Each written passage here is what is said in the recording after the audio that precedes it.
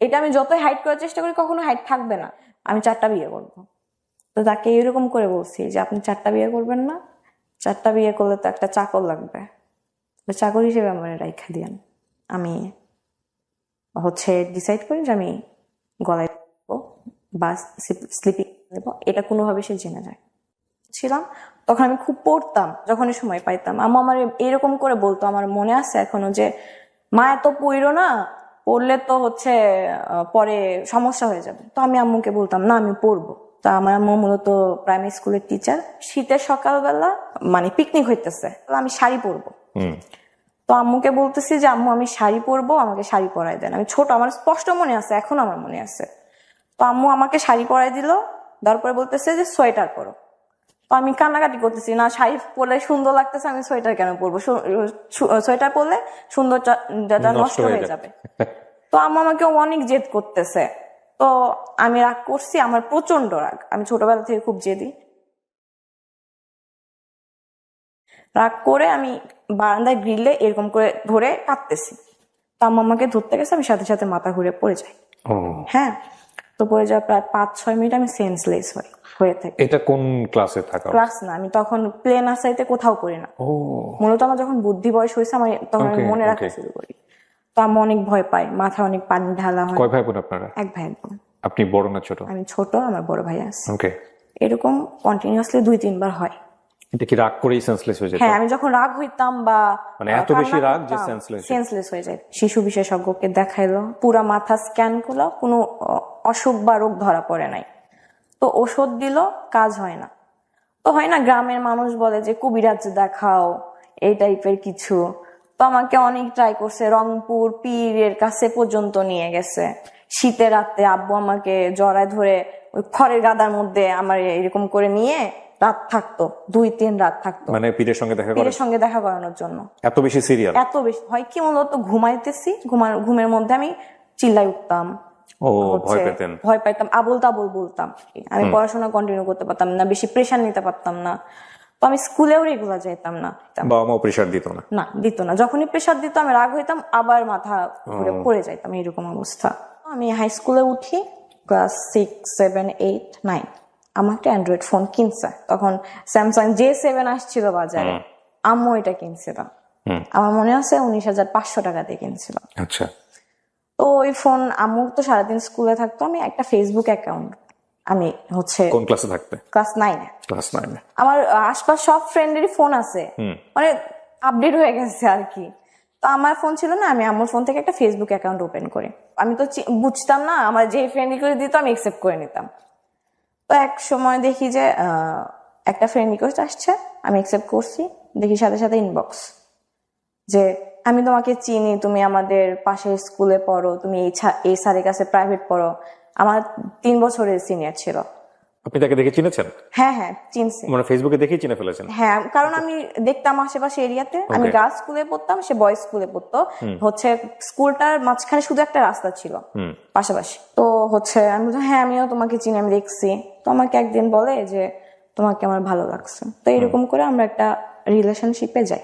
রিলেশনশিপে কি ধাম করে চলে গেলেন? ধাম করে না, 3-4 মাস পর। 3-4 মাস কি কন্টিনিউয়াসলি কথা হচ্ছিল? এর আগে কারোর সঙ্গে কথা হওয়া, কোনো ছেলেকে ভালো লাগা, কারোর প্রতি ফ্যান্টাসি থাকা, ওগুলো কিছু ছিল না? সো ক্লাস 9 এ ফার্স্ট ওকেই ভালো লাগে, এবং সে আপনার প্রতিবেশী ছেলে? হ্যাঁ। ও কিসে পড়তো তখন? ইন্টার ফার্স্ট ইয়ারে পড়তো। তখন ইন্টার ফার্স্ট ইয়ারে, আপনি তখন ক্লাস 9 এ। ওকে। এই যে ফেসবুকে কথা হচ্ছে, এর আগে কি আপনাদের কথা হয়েছে কখনো, কোথাও কোনো রাস্তাঘাটে কোথাও? না, ফেসবুকে কখনো কোনো প্র্যাকটিক্যালি কথাও হয় না? বাট আমি দেখছি, অনেকবার দেখছি, কারণ আমি সেম স্যারের কাছে প্রাইভেট পড়তাম। 8 মাস পর হুট করে আম্মু একদিন আমার কথা বলা শুনে রাতের বেলা, আমার ধরছে ওই দিন, বকা দিতে দিতে অবস্থা খারাপ। তো আমি পরে আমার যেমনি হোক তারে কল দেই। কল দেওয়ার পর আমি বলতেছি যে তোমার সাথে হয়তো আমার কথা কন্টিনিউ হবে না, আম্মু জানছে। তো বলতেছে আমি তোমার আম্মুর সাথে দেখা করবো। দেখা করবা কথা নাই বার্তা নাই, হুটার দেখা করবা। তো আমার আম্মুর কলিগ ছিল তার রিলেটিভস, এটা আমিও আগে থেকে জানতাম, সেও আগে থেকে জানতো। তো পরের দিন সে আমার আম্মুর স্কুলে চলে গেল সোজা। হ্যাঁ, সোজা আমার আম্মু স্কুলে চলে গেল, ডিরেক্ট আম্মুকে বিয়ের প্রস্তাব দিচ্ছে, যে আমি আক্ট করে রাখতে চাই, আমি আপনার মেয়েকে ভালোবাসি বা এই টাইপের কিছু। আম্মু তাকে বুঝাই শোনাই, বলছে যে তুমি বাসায় যাও, তোমার আব্বু আম্মুর সাথে কথা বলো। তো সে বাসায় গেছে। বাসায় যাওয়ার পর তার আব্বু আম্মুর সাথে কথা বলছে যে আমি এরকম একটা মেয়েকে পছন্দ করি, বাসায় জানাজানি হওয়ার পর এরকম হয়েছে।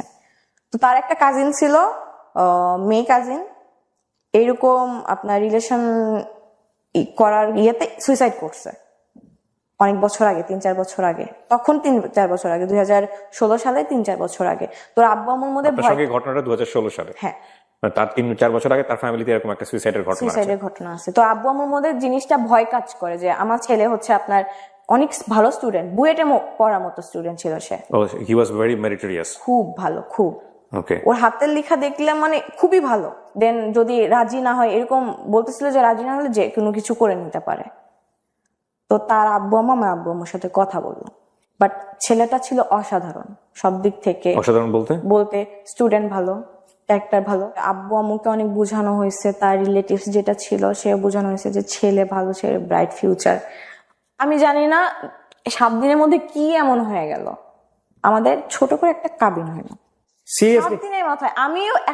আমি সেন্সে কাজ করে না আমার আব্বু আম্মুকে কি বোঝানো হয়েছে, তার আব্বু আম্মু কি কথা বলছে, আমার আব্বু আম্মু কি বলছে। না, কিন্তু আপনার আব্বু আম্মু আপনাকে কি অ্যাপ্রোচ করছে সেটা আমাকে বলেন। আমার কাছ থেকে শুধু বলছে যে তুমি কি ছেলেটাকে পছন্দ করো? আমি অবভিয়াসলি পছন্দ করতাম। সে যখন বাসায় বলছে যে বিয়ে না করলাম, এটা করবো ওটা করবো, আমার মাথার মধ্যে এটা থট ছিল যে আমার জন্য যদি ছেলেটা সুইসাইড করে নেয় তাহলে আমার কিন্তু সারা জীবন একটা বোঝা হচ্ছে নিয়ে চলা লাগবে। কোথা থেকে কি হইলো 7 দিন 8 দিনের মাথায় আমি নিজেও জানি না। আপনার ফ্যামিলিতে আর্লি ম্যারেজ ব্যাপারটা আছে? না, আমি ফার্স্ট। আপনার ভাই তখন আপনার বয়সের গ্যাপ আমার কত? ভাই এগুলো বিষয়ে কিচ্ছু জানতো না। কি বলেন? কিচ্ছু না। আমি সেটা পরে আসতেছি, কিচ্ছু জানতো না। আমার একটা বিয়ে মেয়ের আগ হচ্ছে ভাই জানবে না, তার তো ফ্যামিলিতে এটা নিয়ে কোশ্চেন উঠতে পারে। হ্যাঁ, ভাইয়াকে কেন গোপন করা হয়েছে বিষয়টা? এটা হচ্ছে জানি না কেন গোপন করা হয়েছিল, আব্বু আম্মুর ডিসিশন ছিল এটা। ইউ নো দ্যাট, বাট আপনি বলতে চাচ্ছেন না। আপনি বলতে পারেন আমি যে আসলেই জানি না, আপনি আজ পর্যন্ত জানেন না। এখন পর্যন্ত জানি না যে কেন গোপন করা হয়েছে ভাইয়ের কাছ থেকে। এটা কিন্তু একটা বড় মিস্ট্রি হয়ে যাচ্ছে, এবং মিস্ট্রির জায়গা থেকে অনেক ধরনের কোশ্চেন রেজ হবে বিষয়টা। তো ফ্যাক্টটা হচ্ছে এটাই যে আপনার ভাইয়ের বয়স কত ছিল ওই সময়টাতে? ভাইয়া তখন কি করছে ওই সময়টা? তুমি honours second year. Definitely it's a big question. মানে আপনার ফ্যামিলি যদি এটা গোপন করে থাকে আপনার ভাইয়ের কাছ থেকে, তার মানে এটা আপনার ফ্যামিলি কেন করবে? এটা এটা ইলজিক্যাল হয়ে গেল বিষয়টা। I don't know, actually I don't know. বা আপনি কি এমন কোনো কিছু করেছিলেন ফ্যামিলিতে, বা ও কি এমন কোনো কিছু করেছিল যেটা আলটিমেটলি সবাই খুব টেনশনে পড়ে গিয়েছিল? না, এরকম কিছু ছিল না। Are you sure? হ্যাঁ, সবাই দেখতেছে? সবাই দেখতেছে, আমি জানি। ওকে, এরকম কিছু ছিল না। তারপর ছোট করে তার ফ্যামিলি, তার আব্বু আপনার আম্মু, ভাইয়া তখন কোথায়? ভাই ঢাকায়। তার বাবা মা, আমার বাবা মা কাজী অফিসে যে ছোট একটা কাবিন করে কাগজ, ওখানে আমি সাইন করি, সেও সাইন করে। এই কি আপনার ছেলের সাথে প্রথম দেখা ফিজিক্যালি, নাকি তার না, আগে তার আগে দেখা হয়েছে। তার আগে দেখা হয়েছে? হ্যাঁ, বেশ কয়েকবার দেখা হয়েছে। আমি একটা কোচিং সেন্টারে কোচিং করতাম, কোচিং এ যখন ব্রেক দিত তখন কোচিং সেন্টারের পিছনে দেখা করতাম, ওখানে আসতো, গল্প করতাম 2-1 মিনিট বা 5 মিনিট বা 7 মিনিটের জন্য কথা বলতাম, তারপর আবার কোচিং ব্যাক করতাম। আপনাদের মধ্যে কি এমন কোনো পরিস্থিতি তৈরি হয়েছিল যেটা যে আসলে বিয়েটা বা আক্ট করাটা আসলে খুব জরুরি ছিল? সে পাগল ছিল। প্রেমে পড়লে সবাই পাগল হয়, সেটা অন্য বিষয়। আমি আসলে আপনাকে বোঝাতে চাচ্ছি, এছাড়া- কোশ্চেন করতে পারবো না এই বিষয়টা নিয়ে, যে এমন কোনো ব্যাপারে আপনারা মুভমেন্টে চলে গেছেন বা এমন কোনো লেভেলে চলে গেছেন যেটা আসলে এরকম কিছু ছিল এরকম কিছু ছিল না? কিছু ছিল না। ওকে, তখন ছোট মানুষ, সেগুলো বুঝতামই না। ওকে। তো তারপর সে কোথাও চান্স পায় না। পাগল ছিল কেন বলছেন? আমি জানি না, সে আমার প্রতি আমারে না পাইলে মরে যাবে এরকম টাইপের ছিল। এটা তো প্রেমে পড়লে সবাই বলে এরকম, হ্যাঁ, তোমাকে ছাড়া আমার জীবন বৃথা, তোমাকে ছাড়া আমি সকাল বিকাল 2 বার করে মারা যাবো, এরকম কথাও অনেকেই বলে, সেটা সমস্যা নাই। এইরকমই প্রবলেম ছিল। তো তারপর সে এইচএসসি এক্সাম দেয়, এক্সাম রেজাল্ট খারাপ। আঁকতের পরে কি হইলো একটু বলেন না। আঁকতে পরে তো আপনারা তো বিবাহিত। না, আমরা সেপারেশনে থাকতাম। এটা ডিসিশন ছিল যে সে পড়াশোনা করে এস্টাবলিশড হবে, আচ্ছা, আমি পড়াশোনা করব। তারা যখন একটা বয়সে যাবে তখন বড় একটা অনুষ্ঠান করে উঠাই দেওয়া হবে। এটা শুধু শুধু 2 ফ্যামিলির মধ্যে গোপন ছিল। আমি আমার বাসায় থাকতাম, সে তার বাসায় থাকতো, আমরা মাঝে মধ্যে দেখা করতাম, রেস্টুরেন্টে ঘুরতে যাইতাম, এতটুকু অব্দি। ওকে। তার রেজাল্ট খারাপ হলে গ্রেড আসে, খুবই খারাপ। মানে ওইরকম ছেলে থেকে এটা আশা করা যায় না। এই খারাপ হওয়ার পেছনে কে, মানে কারণটা কি? দুইজনেই দায়ী। আমরা সবসময় ঝগড়া করতাম, কম বয়স না, ঝগড়া করতাম, ইফেক্ট পড়তো। সে পড়াশোনা করতো না, কান্নাকাটি করতো ঝগড়া করার পর। আমি ব্লক মারতাম ফোনে, কথা বলতাম না। আমি তাকে বাজে কথাই বকাও দিতাম। এখন মনে হচ্ছে যে না, এটা ভেরি ভেরি ইম্পর্টেন্ট স্টোরি। ওর বয়সী, ওই সময়ের বয়সী যারা টিনেজার তাদের জন্য না, সেই সব বাবা মায়ের জন্যও যারা এরকম ডিসিশন নেন বা নিতে বাধ্য হন। তো বাসা থেকে তো একটা আমার উপরও তো আসবে না যে তোমার জন্য হচ্ছে আমার লিটারালি তার বাবা বলে যে ওই মেয়ের সাথে হচ্ছে কাবিন করার পর আমার ছেলেটা লাইফ শেষ, আমার মুখের উপর বলা হয়েছিল। আমিও তখন এসএসসি দেই, হ্যাঁ, একটা সাবজেক্ট আমার ফেল আসে। কত সালের এসএসসি? 19 সালে। কি নিয়ে ঝগড়া হতো আপনাদের মধ্যে? অন্য কোনো ছেলেরা কেন না না, ফেসবুকে অ্যাড করছো? থার্ড পারসন নিয়ে ঝগড়া হতো না। তাহলে আমার কোনো ফ্রেন্ড থাকতে পারবে না, মেয়ে, ইভেন মেয়ে ফ্রেন্ডও না। আমার একটা ফ্রেন্ড ছিল, ফ্রেন্ডের নাম আমি মেনশন করি, ও অনেক ভালো একটা মেয়ে ছিল, আমাকে বাইরে যাইতে দিত না। ওই ফ্রেন্ড আমার সাথে দেখা করতে আমার বাসায় আসতো, তাও আসা যাবে না। প্রথম প্রথম তো এগুলো অনেক ভালো লাগে প্রেমে পড়লে, হ্যাঁ এগুলো অনেক ভালো লাগে, তারপরে তো এগুলোই অসহনীয় হয়ে যায়। এগুলো অসহনীয় হয়ে যায়। আপনি কি অত্যাচার করতেন ওর উপরে? বকা দিতাম, জোরে কথা বলতাম, চিল্লাইতাম, অনেক সময় আসতে মুখে যা আসছে আমি ওটা হচ্ছে বলতাম। এটা কি শুধু ফোনে করতেন না বাইরেও করতেন? ফোনে ফোনে শুধু ফোনে শুধু ফোনে। কিন্তু সে চুপচাপ সহ্য করে নিত। আমার উপর কিছু রাইজ করা হয় এটা আমি নিতে পারতাম না। আচ্ছা, ওই ছোটবেলা থেকে কিন্তু ওর এই প্রবলেমটা আছে যেটা আপনারা শুনেছেন। হ্যাঁ, বাট এমনও হইতো যে আমি গোসলে গেছি, সে আমার ফোন দিছে, আমি ফোন রিসিভ করতে পারি নাই, আমি গোসল থেকে এসে তার কই ছিল, কার সাথে ছিল? না না, আমি গোসল থেকে এসে কল ব্যাক করছি যে আমি গোসলে গেছিলাম, হচ্ছে আমি ফোন রিসিভ করতে পারি না। সে বলতো তুমি আমার পারমিশন ছাড়া গোসলে কেন গেছো? সেটাই তো, আপনি কেন গোসল করবেন? আমার আমি আপনাকে একটা কথা বলি, আপনি যে স্টেজের প্রেম করে এসেছেন সেটা তো আমাদের জীবনে কম বেশি গেছে লাইফে। হ্যাঁ, এইরকম বোকামো মানুষের জীবনে আসে, এটা আমরা এই স্টেজে এসে বলি বোকামো, কিন্তু ওই স্টেজে মনে হয় অসাধারণ জিনিস। কিন্তু আমাকে একটু বলেন যে এই লিবার্টিটা সে কেন দিতে চাইতো না আপনাকে? সন্দেহ করতো? হ্যাঁ সন্দেহ করতো। এটা একটা বিশাল সমস্যা, যে কোনো সন্দেহ জিনিসটা অনেক খারাপ। আপনি সন্দেহ করতেন না ওকে? না, আমার তার প্রতি আপনার কোনো ফল্টই নাই ওর ক্ষেত্রে? আজকে যেহেতু বলতে আসছেন ফল্টগুলো, আপনার ফল্টগুলো বলেন। আমার ফল্ট গুলো ছিল যে আমি একটু ঘুরতে পছন্দ করতাম, ফ্রেন্ডের সাথে আড্ডা দিতে পছন্দ করতাম, সে সেগুলো পছন্দ করতো। ওর কি নিজের কোনো ফ্রেন্ড সার্কেল ছিল? না। হ্যাঁ, ও মনে করে আমি যেরকম আমার সামনে মানুষটা ওইরকমই হবে। হ্যাঁ, অনেক অসম্ভব মেরিটোরিয়াস মানুষদের কিছু কিছু প্রবলেম থাকে। ও হয়তো লোনলি থাকতো এই সময়টাতে, হয়তো আপনাকে মিস করতেছে, আপনাকে চাচ্ছে, হয়তো আপনি ফ্রেন্ডের সাথে ওই সময়টা টাইম পাস করতেছেন। স্লিপিং পিল খাইছে 10টা। এটা আপনার ফেল করার পরের ঘটনা, আগের ঘটনা? পরের। আপনি এসএসসি তে ফেল করলেন, মূল কথা হচ্ছে এটা, এই ঘটনা। তখন আমি বাসায় বসে, আচ্ছা, তো আমি যেভাবে জানতে পারছি, আমি আম্মু শুধু বলছি যে আমার সাথে চলেন। আম্মু স্কুল থেকে ব্যাক করছে, আমার সাথে চলেন, আমি দৌড় দিছি তার বাসায়। আমি তার আম্মুরে বলতেছি যে নাম মেনশন করলাম না, কই? বলতেছে রুমে ঘুমাইতেছে। রুমে ধাক্কা দিলাম, রুম খুলতেছে না। তো বলতেছে কি হয়েছে মা, কি হয়েছে? বলতেছে আপনার ছেলে ঘুমের ওষুধ খাইছে। তার বাবা জোরে ধাক্কা দেওয়ার কারণে খুলে গেছে, সে বেডের উপর অচেতন অবস্থায়। মানে সে আসলে আপনার কথা মতো স্টেপ নিয়েছে? হ্যাঁ, বেডের নিচে দেখি 2টা ওষুধের পাতা এবং অনেক কোম্পানির অনেক ভালো একটা ওষুধ, একটা পিল খাইলেই আপনার ভালো মতো ঘুম হয়ে যায়। সে 20টা খাইছে। মানে এটাকে আপনি খেয়েছেন কখনো? আমি খাই নাই। তাহলে আপনি বুঝলেন কি করে যে একটা খেলে আপনার? আব্বু বলে। আচ্ছা, ওকে। হসপিটালে বলা হলে ছোট একটা ওয়াশ করা হবে, তো তার বাবা ওয়াশ করতে দিবে না। তো বলতেছে যেমনি হোক ওয়াশ করা ছাড়া কি করা যায় করেন। সারা রাত ছিলাম সেখানে। তারপর এটা ফ্যামিলির পর্যায়ে চলে আসে। ডেফিনেটলি, হ্যাঁ, আসাই উচিত। ফ্যামিলির পর্যায়ে চলে আসার পর ওর আম্মু হাউস ওয়াইফ ছিল, এটা চাইতো যে মাঝে মধ্যে আমার আম্মু তাদের বাসায় যাবে, গল্প করবে, সারাদিন থাকবে, আত্মীয়তা। বাট আমার আম্মু সারাদিন জব করে আসে, এমনি তার উপর অসুস্থ। কিন্তু এই ব্যাপারটা তো খুবই ন্যাচারাল না?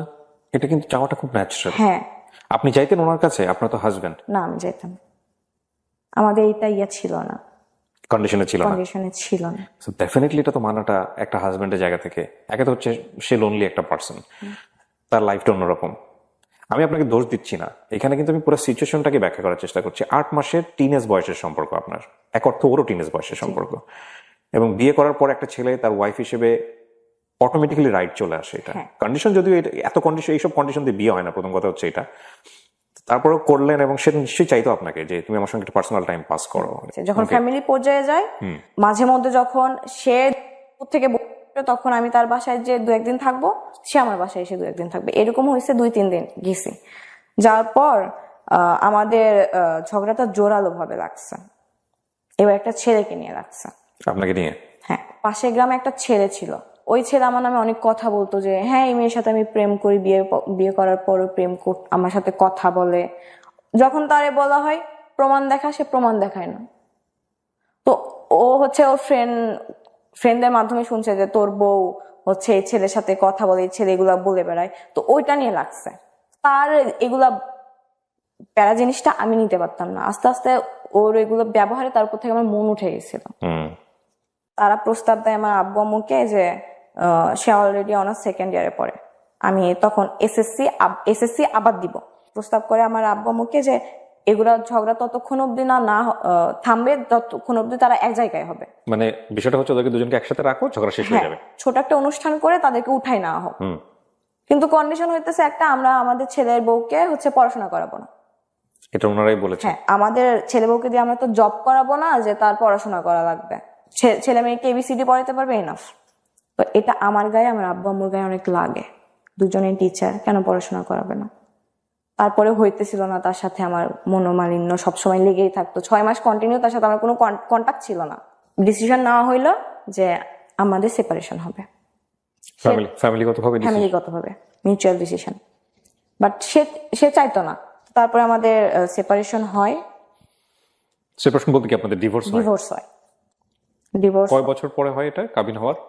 3.5 বছর। আপনি যে 3.5 বছরের গল্পটা বললেন, এর মধ্যে কোনো বিউটিফুল মোমেন্টস ছিল আপনাদের? হ্যাঁ, অনেক মোমেন্ট ছিল। একসাথে ঘুরতে বের হইতাম, টাইম স্পেন্ড করতাম, রেস্টুরেন্টে খাইতে যাইতাম, এগুলো ছিল, অনেক স্মৃতি ছিল। যখন আপনি সাইনটা করলেন তখন আপনার ফিলটা কি হচ্ছিল? সত্যি বলতে আমার মনে হচ্ছিল যে এটা লাইফে একটা বড় ইফেক্ট পড়বে, বাট আমি যে ডিসিশনটা নিতেছি আমি রাইট ডিসিশন নিতেছি। আপনাকে কেউ ইনফ্লুয়েন্স করেছে ওই সময়টা? ভাইয়া তো ততদিনে জেনে গেছে। হ্যাঁ। তারপরে কি বলেছিল ওনার জানার পরে? আমার সাথে কথা বলতো না। আব্বু আম্মুর সাথে কথা বলা লাগতো, দ্যাটস ওয়াই কথা বলতো, আমার সাথে কথা বলতো না। যদি কোনো দরকারে বাসায় আসতো, সামনে পড়তো, কোনো দরকারে যে রাফি, আমার রাফি বলে ডাকে, চান বা ভাত খাবো আম্মুকে বল, এতটুকু অব্দি, কথা বলতো না। ডিভোর্স হওয়ার পর তারপর করোনা আসে, যখন প্যান্ডেমিক সিচুয়েশন, তখন ঢাকা ভার্সিটি একটা ভাইয়া অনেক ভালো টিচার, ওনার ইংলিশ কোর্সে ভর্তি হওয়ার পরে ওই ইংলিশ কোর্সে অন্য একটা ছেলে পড়তো, তো আমরা অ্যাড হওয়ার পর আমাদের কথা হইতো পড়াশোনার বিষয়ে। এটা 2021 সালের জুনের দিকে। তো ছেলেটাকে দেখে আমার ভালো লাগছে। ততদিনে কিন্তু আমি হচ্ছে ওই জিনিসটা থেকে বের হইতে পারছি, বাট ইফেক্ট পড়ে আমার উপর। আমি বলতাম না কখনো। আমি মানে একটা হয় না যে মেয়েরা কেন আগে বলবে, ছেলেরাই আগে বলবে। সে আমার থেকে 10 মাসের ছোট, মেনশন করি, সে নিজেও জানতো সেটা। কোচিং এ একসাথে পড়তেন না, আমি তখন থাকতাম, সে ঢাকায়। আচ্ছা। আমাদের অনলাইনে পরিচয়, ভাইয়ার মেসেঞ্জার গ্রুপে। ভাইয়া আপনাদেরকে পড়াইতো? হ্যাঁ, অনলাইনে পড়াইতো। ওই ছেলেও কি আপনারই ব্যাচমেট ছিল? হ্যাঁ, ব্যাচমেট। ফেসবুক গ্রুপ, তারপরে ফেসবুক গ্রুপ থেকে হয় না ফ্রেন্ড লিস্টেও চলে আসে অনেকে, সে আমাকে অ্যাড পাঠায়। কথা হইতে হইতে এমন কথা বলতো যে আমার মনে হইতো এই ছেলেটা মনে হয় আমার পছন্দ করে। আমি একদিন ডিরেক্ট আস্ক করি যে তুমি কি আমাকে পছন্দ করো? তো সে বলে হ্যাঁ। তো আমারও তাকে ভালো লাগতো। 2-3 দিন টাইম নিছি, নেওয়ার পর আমি বলছি যে আমার লাইফের যেটা আছে আমি পুরোটাই বলছি, যে তারপরে তুমি স্টেপ কি নিবা সেটা তোমার ডিসিশন। কারণ এটা আমি যতই হাইড করার চেষ্টা করি কখনো হাইড থাকবে না। তো সে বলল যে আচ্ছা আমরা ফ্রেন্ড হয়ে থাকি, তুমি আমাকে একটা কথা দাও যে তুমি কখনো রিলেশনশিপে যাবে না, আমিও কখনো রিলেশনশিপে যাব না, আমরা ফ্রেন্ড হয়ে থাকবো, ফিউচারে কি হবে সেটা দেখা যাবে। ওকে, ফাইন। এটা জুন মাস। সো কত সালের জুন মাস? 2021 সালে। সো প্রথমে এসে আপনাকে প্রপোজ করেছে প্রেমের প্রস্তাব। হ্যাঁ। পরে যখন জেনেছে তখন বলছে ফ্রেন্ড হয়ে থাকি। হ্যাঁ। ওকে। জানি না, ছেলেটার প্রতি আমি দিন দিন উইক হয়ে পড়ছি প্রচন্ড পরিমাণে। প্রচন্ড বলতে প্রচন্ড। তাকে তো সবসময় ভিডিও কলে দেখতাম, ছবিতে দেখতাম। আমার ইচ্ছা করলো আমি তাকে সরাসরি দেখবো। তার গ্রামের বাসা ভোলাতে। তাকে আমি বলি যে আমি তোমাকে দেখবো, তো বলে যে তো আমি তাকে দেখার জন্য ভোলাতে যাই। থেকে ভোলার ডিস্টেন্স 550 কিলো। আপনি ও জানতো যে আপনি ভোলাতে যাচ্ছেন? না। এটা কয়দিনের মধ্যে? 2.5 মাসের মধ্যে। 2.5 মাসের মধ্যে? জি। আমি আমার এই ঘটনা কি এটা প্রমাণ করে না যে আপনি বাই ন্যাচারালি অনেক বেশি ক্রেজি? হ্যাঁ, আমার রাগ অনেক, বাট এরকম কারোর প্রতি ক্রেজিনেস বা কারোর প্রতি এত সেটা ঠিক আছে, হয়তো এরকম কোনো সাবজেক্ট পাননি যেটা এক্সপ্লোর করার মতো, বাট আপনার ক্রেজিনেসটা এই লেভেলে যাইতে পারে সেটার মতো কিছু একটা ঘটেছে আপনার লাইফে এবং সেটা আপনি করেছেন। তো আপনি ধাম করে চলে গেলেন নাকি বাসায় কাউকে জানিয়েছিলেন? না, বাসায় আম্মুকে বলছি যে আমার একটা ফ্রেন্ডের বিয়ে, আমি মিথ্যা কথা বলছি, কারণ আসছে ফাইন। আম্মুকে মিথ্যা কথা বলি যে আমার হচ্ছে একটা ফ্রেন্ডের বিয়ে, 2 দিন আমাকে সেখানে স্টে করা লাগবে। এদিকে আমি আমার বেস্ট ফ্রেন্ড ছিল তখন রাহিম, নামটা মেনশন করতেছি, আর আমার চাচাতো ভাইকে নিয়ে একটা প্রাইভেট কার ভাড়া করে রেন্টে করে নিয়ে আপনি শেয়ার করলেন কার সঙ্গে? So, আমার বেস্ট ফ্রেন্ড। ওকে আপনি শেয়ার করলেন যে আমি তোমাকে নিয়ে এখন ভোলাতে হ্যাঁ, যাব। যাবো। আমার থেকে 2 বছরের সিনিয়র, বাট অনেক ভালো। তো যাই, আমার এখনো মনে আছে তারিখটা, 7ই আগস্ট বিকেল 5টায় রওনা দেই আমরা, যে আমরা সকাল 7:30টায় পৌঁছাই ভোলার 0 পয়েন্টে। সে জানে না যে আমি গেছি ওইখানে। তো আমি ফোন দিছি, আমি ভাবছি হয়তো বা ফোন পিক করবে না যেহেতু ঘুমাই, তো করছে পিক, সাথে সাথে করছে। তো আমি বলতেছি যে আমি ভোলার 0 পয়েন্টে, জায়গাটার নাম আমার সঠিক মনে নাই, একদম সদরে। তো শক্ট, হ্যাঁ, কত ভালোবাসা মেয়েটা। 5 মিনিট পরে কল দিয়ে বলতেছি তুমি কি আসলেই ভোলাতে? তখন আমি দোকানের নাম বলি, জায়গার নাম বলি, তখন আসলে ক্লিয়ার হয়েছে যে আসছে।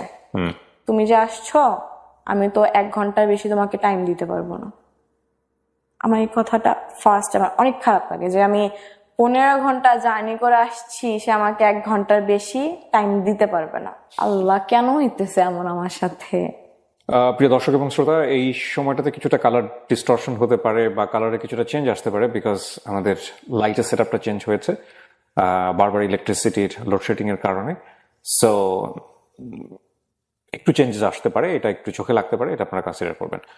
কিন্তু আপনার প্ল্যান কি ছিল? ওর সঙ্গে থেকে যাবো ওখানে? না, আমার প্ল্যান ছিল আমি দেখা করবো, অ্যাটলিস্ট 4-5 ঘন্টা ঘুরবো বা টাইম স্পেন্ড। বাট টাইমের কথাটা ওই সময়টা বলাটাও উচিত না, হ্যাঁ। কারণ 10-15 ঘন্টা জার্নি করে গেছে। তারপরে গাড়িতে বসলাম, গল্প করলাম।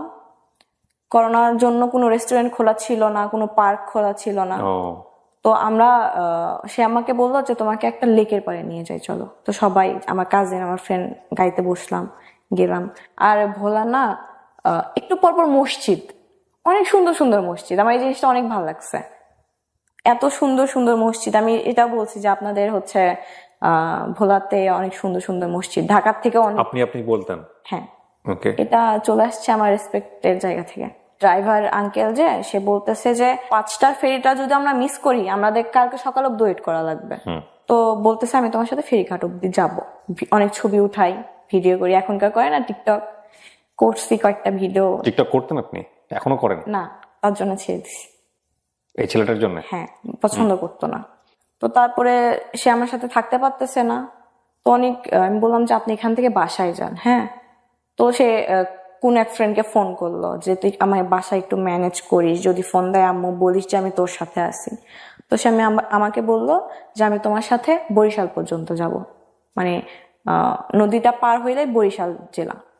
তো আমি খুশি হইলাম যে হ্যাঁ, অ্যাটলিস্ট যেটা বলছে যে 1 ঘন্টা থাকবে, তার থেকে বেশি সময় সে তো কোম্পানি দিচ্ছে। হ্যাঁ, তার জন্য আমি গিফট নিয়ে গেছি, 2-3টা টি-শার্ট, একটা ঘড়ি। ওই ঘড়িটা আমি অনেক কষ্ট করে আমি ওই ঘড়িটা ম্যানেজ করছি। সে চকলেট খাইতে পছন্দ করতো, এগুলো নিয়ে গেছি। বলতেছে এগুলো আমি কিভাবে নিয়ে যাবো, আমি তো এগুলো নিয়ে বাসায় ঢুকতে পারবো না। আমি অনেক কোশ্চেন জিজ্ঞেস বলতে তো সমস্যা হবে। হ্যাঁ, সুন্দরভাবে বিদায় দিল আমাকে।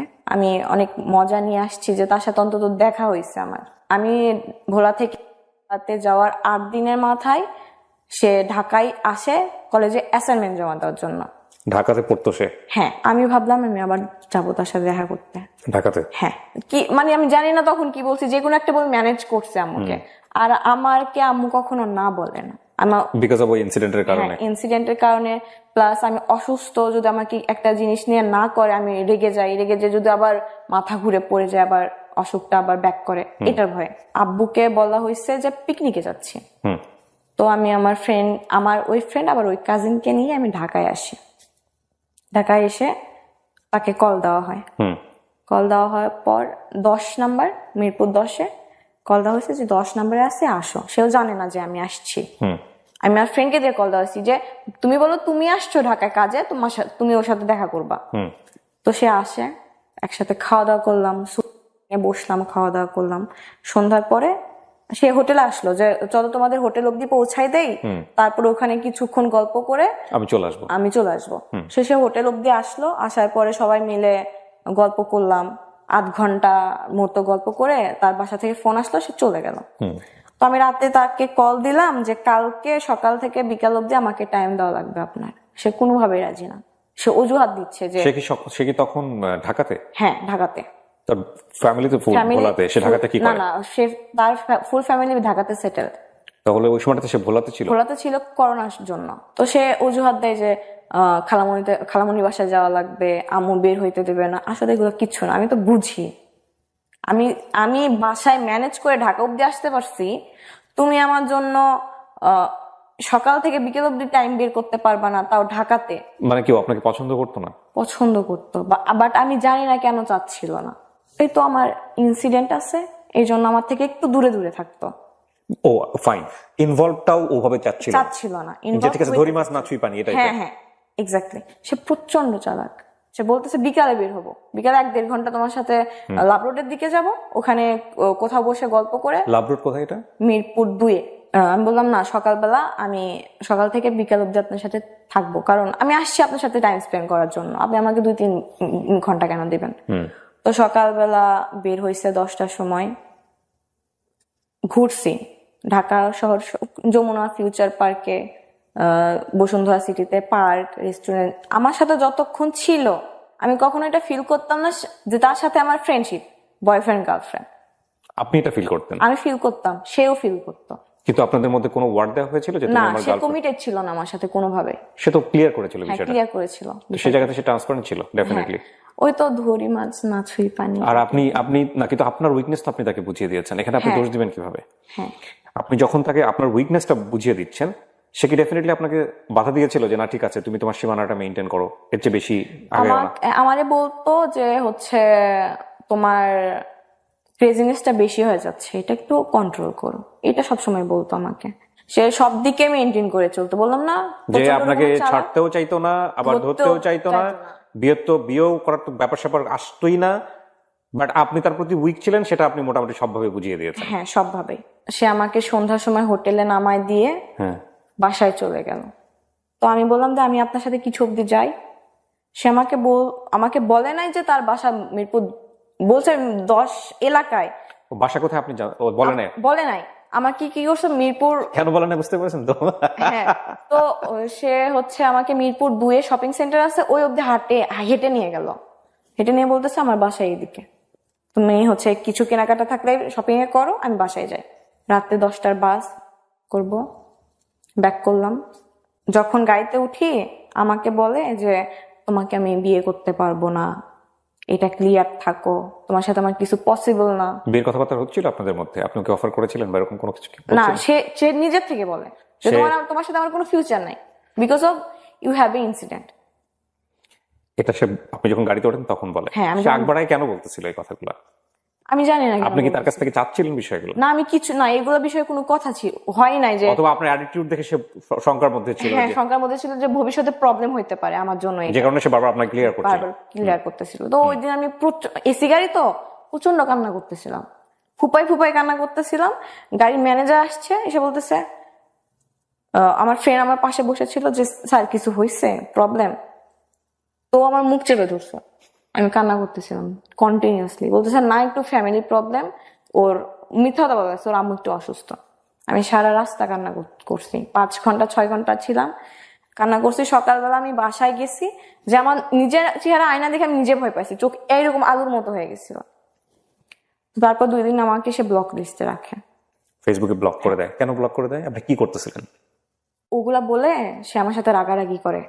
ঠিক আছে, বিয়ে করতে পারবেন না, আমি আছি আপনার জন্য। বলতেছে তুমি থাকবা কেন, তুমি তোমার লাইফ গুছাবা। সে না থাকুক আমার লাইফে, বাট আমি কি করব সেটাতে হস্তক্ষেপ করতেছে। তো এগুলা নিয়ে সে রেগে গেছে, রেগে যাওয়ার পরে তো আমাকে ব্লক করছে, ফোন নাম্বার। বেসিক্যালি ছেলেটা ভয় পেয়ে গেছে। হ্যাঁ, ফোন নাম্বার, ওর ক্রেজিনেস দেখে ভয় পেয়ে গেছে। ও চলে আসতেছে ভোলাতে, আবার চলে আসতেছে ঢাকাতে, ফ্রেন্ডদের নিয়ে হোটেলে থেকে ওর সাথে মিট করতেছে। সো এক্সট্রিম ক্রেজিনেস, মানে ওর জন্য ইন্টারমিডিয়েটে পড়া, সেকেন্ড ইয়ারে পড়া একটা ছেলে। হ্যাঁ, তো তারপর সে আমাকে 2 দিন ব্লক করে, 2 দিন পর ব্লক খুলে। তখন আগস্ট 12-13 তারিখের দিকে, কত সাল? 2021। 2021 ভালোই চলতেছিল, কথাবার্তা হচ্ছিল, সুন্দর কথাবার্তা হচ্ছিল। একটা রিলেশনশিপ যেভাবে বিল্ড হয় সব ঠিক আছে। আমাদের কথাবার্তা বুঝে কেউ বুঝবে না যে আমরা ফ্রেন্ড, জাস্ট ফ্রেন্ড, এটা কেউ বুঝবে না। আমরা রিলেশনশিপের মতোই কন্টিনিউ করতেছিলাম, বাট একটা ছিল না। তো আমার স্পষ্ট মনে আছে যে 12ই সেপ্টেম্বর আমাদের স্কুল কলেজ সব খুলে দেয় করোনার পর। সে আমাকে ওই দিন রাত 1:30টার সময় বলতেছে, তুমি কি আমার সাথে রিলেশনশিপে যাইতে চাও? তো আমি অবভিয়াসলি চাই। তো বলতো আচ্ছা আজকে থেকে আমরা রিলেশনশিপে। ওকে, সেটা বলে? হ্যাঁ। ওকে, কেন বলে হুট করে এরকম কথা? আমি নিজেও জানি না। তার তখন যখন যেটা মনে হয় সেটাই করে। আমি তো না বলতে পারি না, আমি সাই দেই। আমি জিজ্ঞেস করি না হুট করে আপনার কেন মনে হইলো রিলেশনশিপ আসতে যাচ্ছে। হ্যাঁ, যেটা পাও ওইটা নিয়েই হ্যাপি থাকো। সেপ্টেম্বর, অক্টোবর, নভেম্বর, ডিসেম্বরে ঝগড়া হইতো ছোট ছোট বিষয় নিয়ে। আমি একদিন আম্মুর সাথে কথা বলতেছিলাম রাত 1:30টার সময়, আমি পড়তেছিলাম তখন, কারণ তার সাথে আমার তো সম্পর্ক ভালোই যাচ্ছে, সবকিছু ঠিক যাচ্ছে, আমি পড়াশোনায় ফোকাস করতেছিলাম, যেহেতু ডিসেম্বর এক্সাম, এইচএসসি এক্সাম। তো আমি লাইট জ্বালায় পড়তেছিলাম, আম্মু আসছে যে কি করতেছি দেখতে। তো রাত 1:30টার সময় আমার কাছে একটা আননোন নাম্বার থেকে কল আসে। তো কলটা রিসিভ করি, আম্মু বলতেছে যে কল রিসিভ করিস না, এত রাতে কে কল দিছে। বাট আমার মনে হয়েছে যদি কেউ বিপদে পড়ে বা কোনো ইমার্জেন্সি হয়, তো আমি কলটা পিক করলাম। একটা মেয়ের কণ্ঠ বলতেছে, আপনি রাফিয়া না? হ্যাঁ। আপনি কল দেন কেন? আমি দেখি কলেজে থাকি, আপনি কল দেন, হচ্ছে ও কল কেটে দেয়, তারপর আপনি ওকে ডিস্টার্ব করেন, সমস্যা কি আপনার? আমি শকড। তেমন আপনি কে? রাত 1:30টার সময়? হ্যাঁ। আমি বলতেছে আপনি কে? বলতেছে ওর সাথে 3 মাস যাবত আমার রিলেশন। আমি তো যা শকড। বলতে রিলেশন মানে? ও তো আমার সাথে রিলেশনে আছে। বলতেছে হ্যাঁ আমি জানি ও তোমার সাথে রিলেশনে আছে, এটা জানি। তুমি এরপর থেকে নেক্সট টাইম থেকে তুমি ওর কল দিবা না, টেক্সট করবা না, যদি দেখি ফার্দার তোমার খবর আছে। আমি বলছি আমি 100 বার দেবো, কি করবো তুমি করো। সে কেটে দিয়েছে ওই পাশ থেকে ফোন। তারপর আমি কন্টিনিউসলি তাকে কল দিয়ে যাই। মানে আপনার তখন বয়ফ্রেন্ড? হ্যাঁ। সে কলটা পিক করে না, আর মাথা ঘুরতেছে, লিটারেলি মনে হইতেছে যে দুনিয়াটা ঘুরতেছে আমার। এরকম এক্সপেক্ট করি নাই কখনো। তো ফোন ধরার পর আমি বললাম যে এরকম একটা এই নাম্বার থেকে কল দিছিল লাস্টে, এত আপনি কি চিনেন? বলতেছে হ্যাঁ চিনে। আমি বলতেছি কে হয় আপনার? বলতেছে আমি তোমাকে বলি নাই, ওর সাথে আমার লাস্ট 3 মাস যাবত সম্পর্ক, আমি তোমাকে বলি নাই, আজকে মনে হয় ও বুঝতে পারছি, এই জন্য তোমাকে কল করছে। তো আমি তোমার সাথে সম্পর্ক কন্টিনিউ করতে পারবো না, ইভেন তোমার সাথে কন্টাক্ট কন্টিনিউ করতে পারবো না। হুট করেই সব কিছুই ঠিক যাচ্ছে। তো আমি রাত 3টার সময় আমার বেস্ট ফ্রেন্ডকে কল দিই, আমি কালকে ঢাকা যাব। তো বলে কেন, কি হয়েছে? সব খুলে বললাম। ওরা কখনো বোঝায় না আপনাকে যে থাম একটু রাখ, এটা কন্ট্রোল কর? বুঝায়, কিন্তু ওরা বুঝে যে আপনাকে বলে লাভ নাই, এসব না বলে লাভ নাই, আমি যেটা বলবো সেটাই। আমরা জ্যামে আটকায় গেছিলাম, তো রাত 12টার সময় আমরা ঢাকাতে পৌঁছাই। তো আমি একটা আপুর বাসায় ছিলাম। দেন সকালবেলা 10টার সময় আমরা বের হয়েছি, আমি কল দিছি যে আমি ঢাকায় আছি, আপনি কোথায় আছেন, হচ্ছে বলেন, আমি আপনার সাথে দেখা করবো। তো বলছে তুমি ঢাকায় কেন? আমি বলতেছি আমার কাজ আছে আপনার সাথে, এই জন্য আমি ঢাকায় আসছি।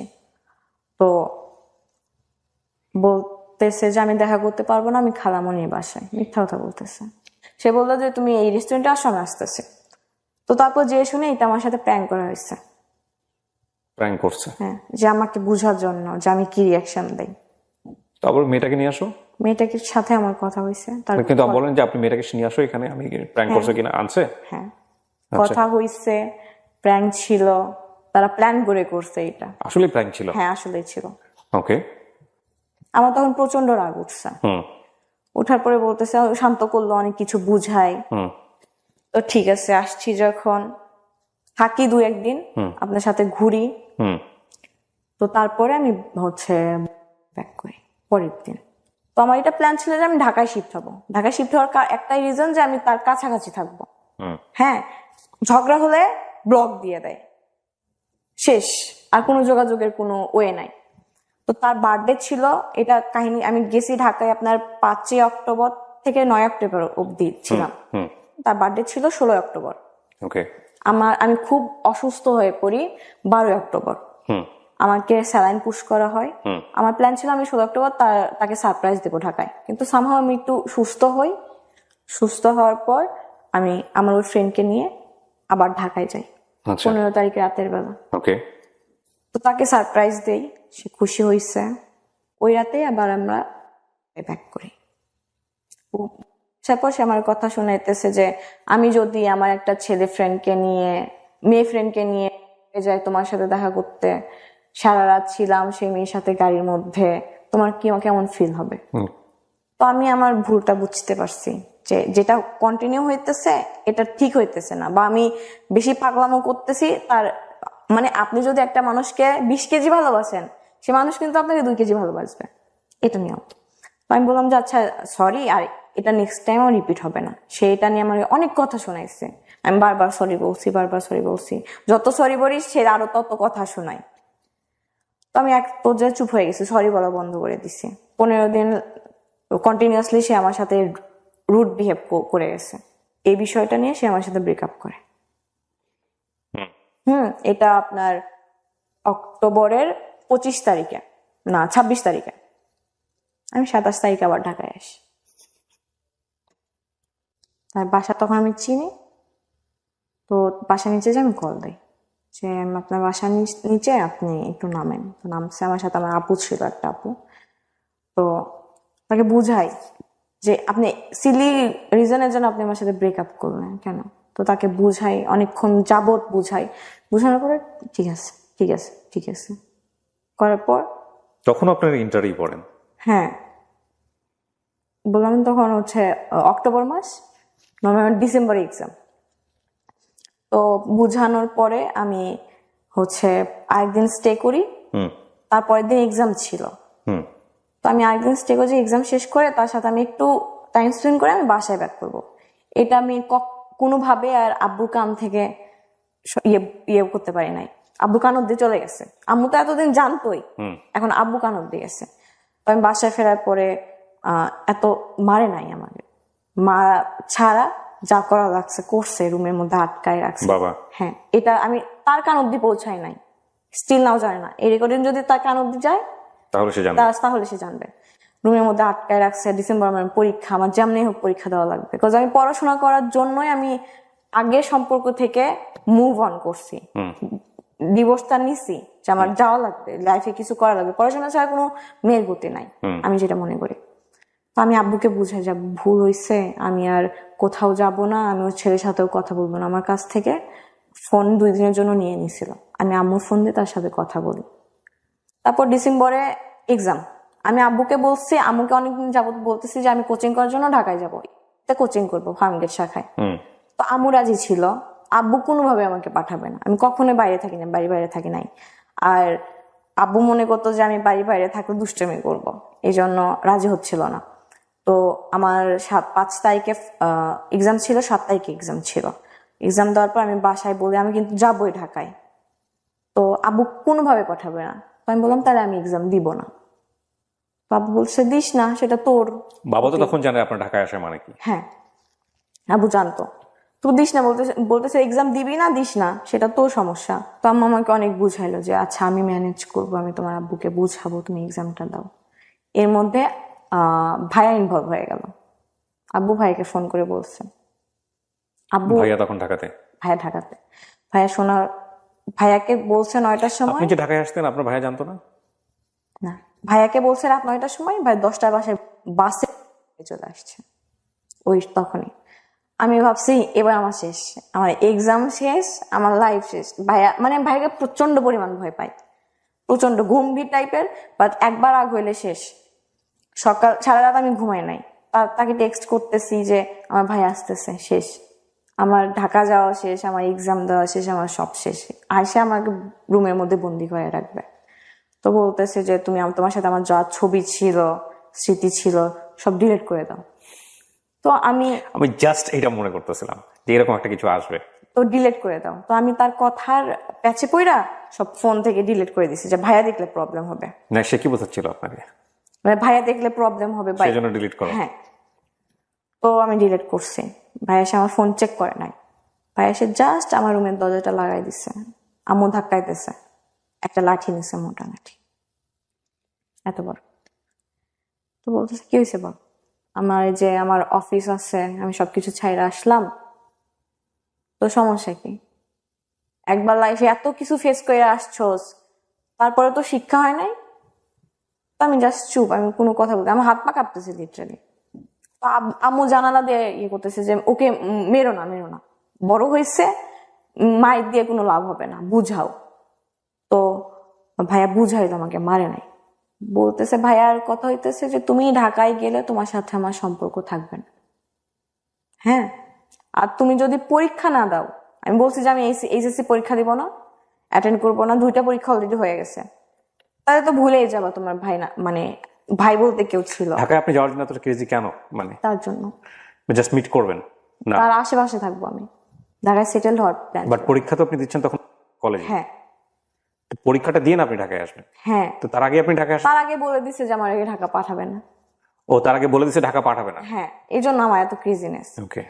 তো ভাইয়া অনেকক্ষণ যাবত বলতেছে তোর হচ্ছে ছোট থেকে বেসিক জিনিসটা নাই, তোর পড়াশোনা হবে না, তুই একটা কাজ কর। ভাইয়া আবার সিএসসি সাবজেক্টে পড়তো ভাইয়া হচ্ছে অনেক ভালো প্রোগ্রামার, আমি তোকে একটা ল্যাপটপ কিনে দিচ্ছি, তুই এই লাইনে চলে আয়, আমি তোকে কাজ দিব, তুই মান্থলি 30 থেকে 35 হাজার টাকা ইনকাম করতে পারবি ঘরে বসে। হ্যাঁ। তো আমি বললাম এটা কোনো কথা, আমি পড়াশোনা করব না। বলতেছে এই পরীক্ষা দে, পরীক্ষা দেওয়ার পরে আর কোনো কাজ নাই। তো এটা একটা অপশন, আর একটা অপশন হচ্ছে তুই বাসা থেকে পাবলিকের জন্য প্রিপারেশন নে, তুই যে কোনো একটা ভার্সিটিতে যদি ওয়েটিং লিস্টেও থাকিস, আমি তোকে কথা দিচ্ছি আমি পরের বছর তোকে ঢাকায় নিয়ে কোচিং করাবো। তো অলরেডি আমার 1 বছর কিন্তু গেছে এইদিকে, আমি আর চাচ্ছি না আমার 1 বছর গ্যাপ যাক। তো আমি বলতেছি যে ভাই এটা আমার পক্ষে পসিবল না। আমি ভাইয়ের পা ধরে কান্না করছি, ভাই বলতেছে আমি তোমাকে ঢাকায় নিব না।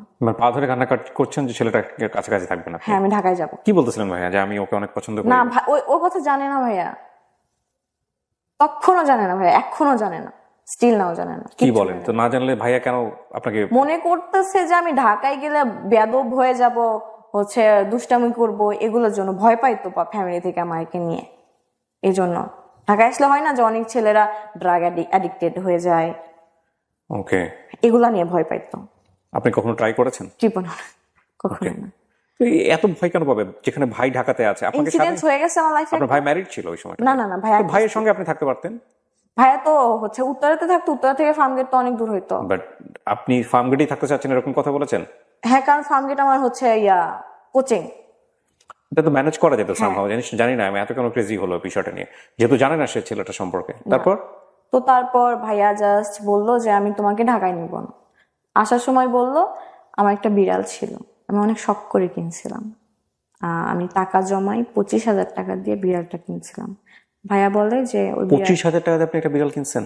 কত ঘুরে বেড়ায় আশেপাশে? পার্সিয়ান ক্যাট ছিল। ওকে। তো বলতেছে এই বিড়ালটা তুমি সেল দিবা। আমি ওকে 6 মাস নিজের কোলের মধ্যে নিয়ে ঘুমাইছি।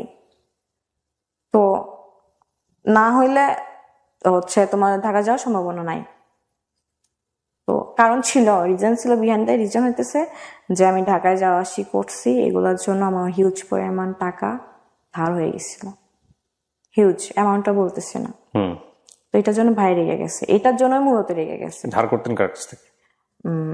আমার ফ্রেন্ড হচ্ছে যে আমার সাথে আসতো, ও দিত। তো ওর কোনো গার্লফ্রেন্ড ছিল না? ও আপনাকে পছন্দ করতো? না না না না, এই টাইপের কিছু না, আমাদের মধ্যে অনেক ভালো ফ্রেন্ডশিপ।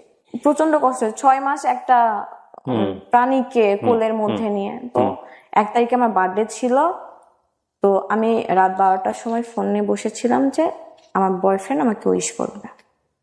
তো 12টা বাজছে জাস্ট, তখনই একটা আননোন নাম্বার থেকে কল আসছে। আমি ভাবছি সে অন্য নাম্বার থেকে কল দিছে, কল পিক করে আমি দেখি যে অন্য একটা ছেলের কণ্ঠ। 10 সেকেন্ড কথা বলছি আমি বলতেছি তুই রাখ, আমার একটা ফ্রেন্ড, তুই রাখ, আমি তোর পরে কল দিচ্ছি। এই 10 সেকেন্ডের মধ্যে আমার ফোন ওয়েটিং এ পাইছে। ও হ্যাঁ, আমার বয়ফ্রেন্ড। তো ওর কথা হচ্ছে, ওর প্ল্যান ছিল যে ও 1 তারিখে যাবে আমার সারপ্রাইজ দেওয়ার জন্য। তো সে আমাকে ফোন দিয়ে র্যান্ডমলি শুভ জন্মদিন, হচ্ছে দিন ভালো কাটাও, এরকম টাইপের উইশ করে রেখে দিল। আমি বুঝলাম না কেন এটা হলো, আমি তো জানিও না ওয়েটিং এ পাওয়ার পর এরকম সিচুয়েশন হয়েছে। তো তো দেখি আমার সবখান থেকে ব্লক করলো। 10 সেকেন্ড কেন ওয়েটিং এ পাইছে? আমি আমার গার্লফ্রেন্ডকে আমি ফার্স্টে উইশ করব, অন্য আমি ওয়েটিং এ পাবো কেন? এই তার কনসেপ্টটা ছিল এরকম। আমি তো ওই দিন বের হবো না, সে আমাকে ব্লক করছে, ড্রেসটা তার গিফট করা, আমি ইচ্ছা করে পরে আসছি। ও তো ঢাকায় যাওয়ার পর হচ্ছে তার সাথে যোগাযোগ করি ফ্রেন্ডের মাধ্যমে। সংসদ ভবন হয় হচ্ছে আপনার ফার্ম গেটের এলাকায়। তো আমি বলি ওখানে দেখা করেন। সে আমার ওখানে আসলো, আসার পরে বলে যে আমি তোমার সাথে কন্ট্যাক্ট কন্টিনিউ রাখতে পারবো না। সে স্কোপ পাইলে আমার সাথে কন্ট্যাক্ট অফ করার ট্রাই করতো। তো ওখানে আমি কান্না করে দিছি, মারাত্মক লেভেলের কান্না। তো আমার কান্না দেখে তার একটু খারাপ লাগছে, বুঝাইলো ঠিক আছে কন্ট্যাক্ট অফ করা লাগবে না, যেমন আছে অমন থাকি। আচ্ছা ঠিক আছে। আমি জানুয়ারি মাস ফেব্রুয়ারি মাস পুরোটা ঠিক ছিল। আমি ধুমসে পড়ছি জানুয়ারি ফেব্রুয়ারিতে, 3টা 4টা অব্দি পড়তাম ভোর, যে আমার চান্স পাওয়া লাগবে ইউনিভার্সিটিতে। হ্যাঁ, কারণ আম্মুকে আমি এটা কথা দিয়ে আসছি, আম্মুকে সারা জীবন অনেক পেইন দিছে। তো আমি হুট করে অসুস্থ হয়ে যাই মার্চে, আবার আমার ওই প্রবলেমটা দেখা দেয়, আমি আবার হ্যাঁ সেন্সলেস হয়ে যেতাম। তো এটার প্রেশারটা যাইতেছিল একটু তার উপর, যে আমি একটুতে রেগে যে তার উপর হচ্ছে একটু চিল্লাইতাম যে এখনই দেখা করেন। তারও কিন্তু অ্যাডমিশন, সে বলতো আমি তোমার সাথে দেখা করতে পারবো। তখন তো আপনি ঢাকাতেই? হ্যাঁ, তাও বলতো আমি দেখা করতে পারবো না। কোথায় থাকেন আপনি তখন? আমি ফার্মগেট থাকি। ফার্মগেট থাকেন কেউ থাকে কারোর বাসায়? না, হোস্টেলে। হোস্টেলে থাকেন? সপ্তাহে 3 দিন কোচিং থাকতো, 3 দিন দেখা করতো, এমনিতে আলাদাভাবে দেখা করতো না। আমিও বুঝতাম তার পড়াশোনা আছে। তো আমি এরকম অসুস্থ হয়ে যাওয়ার পর আমি আর পড়াশোনাটা কন্টিনিউ করতে পারি না। তো আমার এগুলো পাগলামো দেখে আমি সেন্সলেস হয়ে যাই। তো আমাকে বাসায় পাঠাই দিল যে তুমি বাসায় যাও, কয়েকদিন থেকে আসো, ভাল লাগবে। তো গেলাম বাসায়, থাকলাম, আমাদের ঝগড়া হইতো। সে স্কোপ পাইলে আমার সাথে কন্টাক্ট অফ করার কথা বলতো, আর আমি পাগল হয়ে যাইতাম। হাজবেন্ডের সাথে যখন আমি ছিলাম, বিয়ের পরে যে সম্পর্কটা হয় একজন হাজবেন্ড ওয়াইফের মধ্যে, সেটা আমি তার কাছ থেকে হাইড করছিলাম। আচ্ছা, এবং সে সেটা বিশ্বাস করেছিল? হ্যাঁ। তো সিচুয়েশনালি তাকে জানানোর প্রয়োজন হলো কেন? সে আমি জানাইছি ইচ্ছা করে যে কতদিন আর হাইট রাখবো। ওকে। তো হচ্ছে সে কান্না করতেছিল, এটা নিতে পারে নাই। তো বলতেছে আমি এটা সহ্য করতে পারতেছি না, আমি তোমার সাথে সম্পর্ক রাখবো না। ওকে, মানে সে বিয়ে মানতে পারে কিন্তু ওই ধরনের সম্পর্ক মানতে পারতেছে না। তো সে খুব বাজেভাবে ভেঙে গেছিল ভাইয়া, খুব বাজেভাবে। আমি তার চোখের দিকে তাকাইতে পারতেছিলাম, চোখের এই কোনা পানি আসতো, শুধু পানি পড়তো না, চোখের পানি আটকে যাইতো। তো আমি তাকে দেখে আমি ভাই এই ছেলে আমাকে ভালোই বাসে না, আবার আমার জন্য এত পেইন খাইতেছে, আমি মানতে পারতেছিলাম না যে সিচুয়েশনটা কি অ্যাকচুয়ালি। কোনোভাবে ম্যানেজ করলাম। আমার একটা ভাইয়া ছিল, আমার কাজিনের বয়ফ্রেন্ড। ভাইয়াটা আমাদের থেকে 3-4 বছরের সিনিয়র। ওই ভাইটা আমাকে জাস্ট বলছে যে এই মানুষটাকে ফিরাই আনছো, বাট আরেকবার যদি কোনো কারণে ভাঙো, এই মানুষটা আর ফিরবে না তোমার কাছে। মানে যে এই মানুষটা যার ফিরবে না, সেটা বয়ফ্রেন্ড সম্পর্কে সে জানলো কিভাবে এটা তার সম্পর্কে? সবাই জানতো, আমার কাজিন, আর আমার কাজিন জানতো, তো আমার কাজিন তাকে বলছে। মানে এটা তার জায়গা থেকে একটা পরামর্শ দিছে? হ্যাঁ, পরামর্শ দিছে, মানে আপনার বয়ফ্রেন্ড সম্পর্কে, যেহেতু একটা ধাক্কা পাইছে, আর একটা ধাক্কা যদি পায় কখনো, সে আর কখনো ফিরবে না। ওকে। তো তারপরে সবকিছু ভালোই যাইতেছিল। এইচএসসি এক্সামে রেজাল্ট হয়, প্লাস আসবে না, বাট এটা ভেবে নিছিলাম যে একটু পয়েন্ট ভালো আসবে। তো আনফরচুনেটলি আমার পয়েন্ট একটু খারাপ আসে। তো আমি ভাবছি সে আমার সাথে দেখা করতে আসবে। আমাকে একটা জিনিস একটু বলেন তো, আপনার লাইফে যদি দুটো সম্পর্ক না থাকতো, আপনার এসএসসি এবং ইন্টার রেজাল্ট কি এরকম হতো? এবার কন্টিনিউ করেন। তো আমার এগুলো খেয়াল করবেন সবাই আপনারা। তো আমার 4.42 আসে, তারই প্লাস আসে। সে আমাকে বলে নাই তারই প্লাস আসে যে আমি কষ্ট পাবো যে আমার আসে নাই। তো আমাকে বললো আমি একটু বের হচ্ছি, ফ্রেন্ডের সাথে দেখা করতে যাবো। আমি ভাবছি আমার সাথে দেখা করতে আসবে, আমি তো এক্সাইটমেন্ট যে আসবে দেখা করতে। পরে দেখি সে তার একটা মেয়ে ফ্রেন্ডের সাথে দেখা করতে গেছে। পরের দিকে সে প্রচন্ড লেভেলের ইগনোর করতো। আচ্ছা, মানে এক্সেস লেভেলের কথা বলতো, দিনে 2 মিনিট বা 3 মিনিট, 5 মিনিটও কমপ্লিট না, মানে দেখা করতেই চাইতো না। বিহারের মতো নিজেই ফোন দিতাম, ব্লক করতো, আনব্লক করতাম। লাস্ট রোজার ঈদে এটা বাসায় গেছি, সে আমার সাথে থাকবে না। তো সে আমার সাথে মজা করে বলতো যে আমি 4টা বিয়ে করবো। তো তাকে এরকম করে বলছি যে আপনি 4টা বিয়ে করবেন না, 4টা বিয়ে করলে তো একটা চাকর লাগবে, তো চাকর হিসেবে আমার রাইখা দিয়ান। তো এভাবে বলছে আমি গায়ে নাই নাই। আমার কাজিন, আমার ফ্রেন্ডরা বলতো যে ও থাকতে চাইতেছে না তোর সাথে, তুই কেন জোর করতেছস? আমি বিশ্বাস করি যে মানুষ যেটা চেষ্টা করে ওইটাই পায়। তো এইটা কনসেপ্টটা ছিল যে আমি আমি আমার এফোর্টটা যে এখান থেকে 200%, তার ওই পাশ থেকে তার এফোর্টটা 2%ও ছিল না, because of I have a incidents, that's why. সে আমাকে বলতো যে আমি আমার ফ্রেন্ড সার্কেলকে তোমার পাস্টের কথা বলতে পারি না, আমার লজ্জা লাগে, আমি আমার ফ্যামিলির কিভাবে বলবো, আমি তো লজ্জায় মইরাই যাব। তো সে আমাকে অ্যানাদার লেভেল ভাবতো যে আমি সমাজের মধ্যে পড়তাম না, আমার এই ইনসিডেন্টস হওয়ার কারণে আমি সমাজের বাইরে পড়ি। সে দেখা করবে না, কারণ আমি তাকে ব্ল্যাকমেল করতাম যে হচ্ছে আমি স্লিপিং পিল নিব, আমি নিজের ক্ষতি করব। দেখা করবে না, একদম আমার দেয়ালে পিঠ থেকে গেছিল। আমি হচ্ছে ডিসাইড করি যে আমি গলায় দেবো বা স্লিপিং দেব, এটা কোনোভাবে সে জেনে যায়। আমি ফেসবুক লাইভে আসছিলাম। Are you crazy? Yes. You are Facebook লাইভে আসছিলেন আপনি? আমি নিতে পারতেছিলাম না পেইনটা লাস্ট 1 বছর ধরে। ওকে আপনাকে ব্লক করে দিয়েছিল সমস্ত জায়গা হ্যাঁ, থেকে? সব জায়গা থেকে মানে আপনি ওর সাথে কমিউনিকেট করতে পারছেন? কমিউনিকেট করতে পারতেছিলাম না। তো মনে হচ্ছে লাইভে আসলে ও দেখবে। লাইভে আসলে দেখবে বা কিভাবে কোনোভাবে আমার দেখবো? সাথে, আপনাকে তো ফেসবুকে ব্লক করেছে।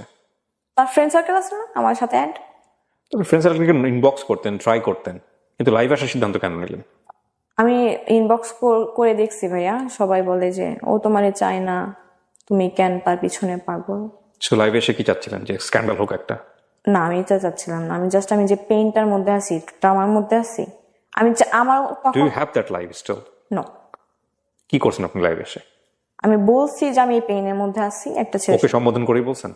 নাম উল্লেখ করে নাই। কি করছেন আপনি বলেন তো, জাস্ট লাইভে গিয়ে আপনার কি মনে আছে? ওকে, আমি বলছি যে আমি একটা ছেলের সাথে লাস্ট 1 বছর ধরে রিলেশনশিপে আছি, সে আমাকে ধরতেছে ছাড়তেছে, ধরতেছে ছাড়তেছে, এরকম অবস্থা, আমি পেইন নিতে পারতেছি না কোনোভাবেই। আমি পাগলের মধ্যে তাকে ভালোবাসি, সে বুঝে না, তো আমি এই স্টেপ নিতে বাধ্য হচ্ছি, তার কোনো দোষ নাই, আমি তাকে কেন, আমি কাউকেই ব্লেম দিতেছি না। এইরকম ছোট একটা লাইফ করে আমি অফ চাই, সে আমার দরজায় এসে ধাক্কায়, বাসা দৌড়াতে দৌড়াতে আসছে 10 নম্বর থেকে। মিরপুর 10 থেকে? হ্যাঁ। আপনি তখন মেসে থাকেন? না, বাসায়। কার আমি বাসায়? তার জন্যই, কার বাসায় থাকেন? আমার বাসায়, আমি বাসা নিছি, আলাদা করে বাসা নিয়েছিলেন? তো আমি তার জন্যই অ্যাকচুয়ালি আশেপাশে বাসা নেই মিরপুরে। এই গল্পটা শুনে আমি জানি এতক্ষণে আপনারা ওকে জাজ করা শুরু করেছেন, যদিও আমি কথাটা বলছি তারপরেও যেটা কমে যাবে বিষয়টা এরকম না। আমি জানি আমি প্রথমে যে ওকে যে প্রশ্নটা দিয়ে করেছি আমি সেটা জানি এটা হবে। অনেকে ওকে ট্রল করবেন, অনেকে ওকে বাজে মন্তব্য করবেন, অনেকেই গালিগালাজ করবেন, অনেকেই অনেক ধরনের মন্তব্য এখানে করবেন, সেটা আমি জানি। তারপর আমি বলাটা নৈতিক দায়িত্ব, এই জন্যই বলছি ওকে জাজ করেন না। ও যেটা ফেস করেছে লাইফে, সেটা থেকে একটা মোরাল লেসন আজকে অনেক মানুষকে বলবে, যেটা হয়তো ওর মতো যারা আছে, ওর বয়স রাইট নাও 20, অনেক মেয়ে হয়তো ওর গল্পটা শুনে ওর মতো ভুল থেকে বেঁচে যাবে আজকে। সো ওকে জাজ করেন না। ওকে জাজ করার আগে সবাই নিজের দিকে একটু আঙ্গুলটা তুলেন। আপনারা আপনাদের, বা ইনক্লুডিং মি, আমরা আমাদের জীবনে কতটা ভুল করি। সো গল্পটা প্রচারের উদ্দেশ্য এটাই যে ও যে ইনসিডেন্টের কথা এখানে বলছে, সেই ইনসিডেন্টটা ইদানিং আমাদের সমাজে অনেক বেশি অহরহ হচ্ছে। কেউ হয়তো বলে, কেউ হয়তো বলে না, কিন্তু আমরা চাই না যে কারো জীবনেই এই ঘটনাগুলো ঘটুক। সে কারণেই মূলত আমরা এই গল্পটা প্রচার করছি বা শিখবো, কিন্তু কোনোভাবে ওকে আমরা জাজ করব না। তো আপনি আলাদা একটা বাসা নিয়েছেন, এই আমি বাসায় আপনি সাবলেটে একা থাকতেন? সাবলেটে থাকতেন? ও আসতোই বাসায়? না। আচ্ছা, তো ও জানতো আপনি বাসায় আছেন? হ্যাঁ হ্যাঁ, বাসা নিচে আসতো মাঝে মধ্যে, আমার পিক করে ঘুরতে যাইতাম। Okay fine. সো এসে দরজায় নক করে ডিরেক্টলি নিচে দারোয়ানকে নক করছে, যে Okay. 5 তলায় থাকে, জানতো আমি 5 তলায় থাকি, Okay. নিয়ে উপরে উঠছে। তো দরজা লক করার অনেক ধাক্কাধাক্কি করতেছিল, আমি স্টিল তখন ঠিক ছিলাম, তো আমি বাধ্য হয়ে দরজা খুলতে বাধ্য হয়েছি। সে আমাকে ধুইকে ঠাস করে, যত জোরে শক্তি ছিল আমার মারে। তারপর আমি সেদিন তার চোখে মুখে ভয় দেখতে পাইছি। খুব স্বাভাবিক এটা। এবং আপনি কি এর আগ পর্যন্ত জানতেন যে ভয় দিয়ে কখনো ভালোবাসা হয় না? না, আমি এটা, অনেক কিছু শেখার আছে আজকের এই গল্পে। Please listen this story very carefully. হ্যাঁ, আমার এটা উদ্দেশ্য ছিল যেভাবে হোক তাকে আমি পাইতে হবে। এরকম একটা উদ্দেশ্য ছিল। তো সে হচ্ছে হাঁপাইতেছে লিটারালি, আসার পরে আপনি সাবলেটে থাকতেন, আর লোকজনগুলো কোথায় ছিল যখন থাপ্পাটাপ্পি আপু হচ্ছে? হচ্ছে আমি যে আপুর কাছে সাবলেটে থাকি, ওই আপু জব করে, তো বাসায় ছিল না। সকালে যাইতো, রাত 10টার পর আসতো, বা অনেক সময় আসতো যায়, বাসায় আসতো না। আমার মাথা ঘুরতেছিল, যত জোরে শক্তি ছিল দিছে, এটা বাড়ির মালিক অব্দি চলে গেল। ওইখানে চিল্লাচিল্লি হচ্ছিল, হ্যাঁ, তার যখন দরজা ধাক্কা ছিল, উপরে ফ্ল্যাটে, নিচে ফ্ল্যাটে লোকজন জমা হয়েছিল।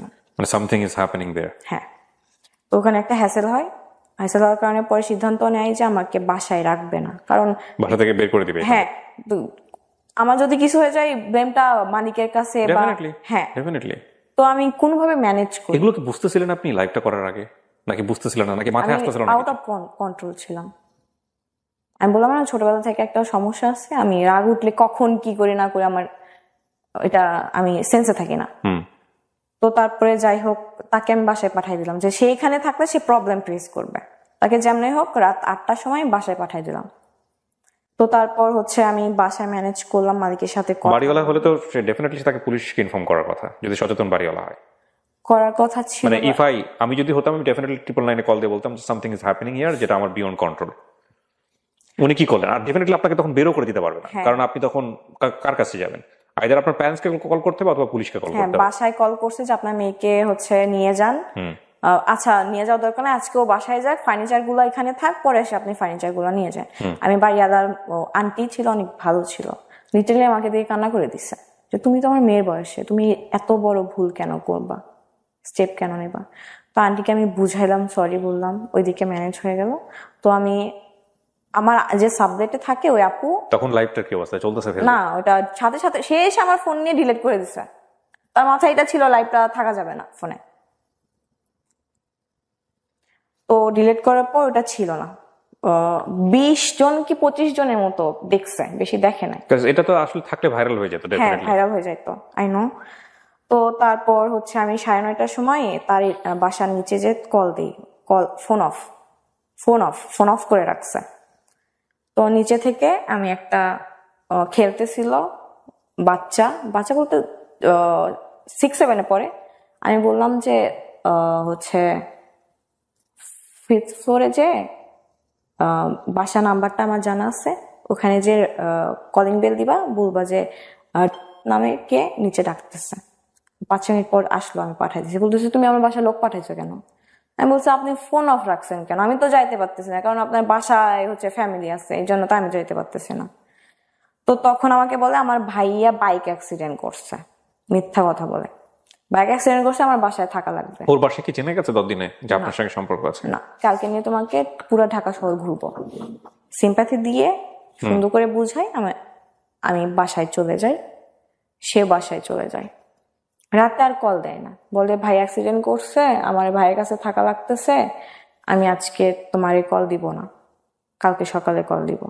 আমি আর বুঝতেছি না, সেই রাতে সে তার গ্রামের বাড়িতে চলে যাইতেছে, আমি এটা জানি না।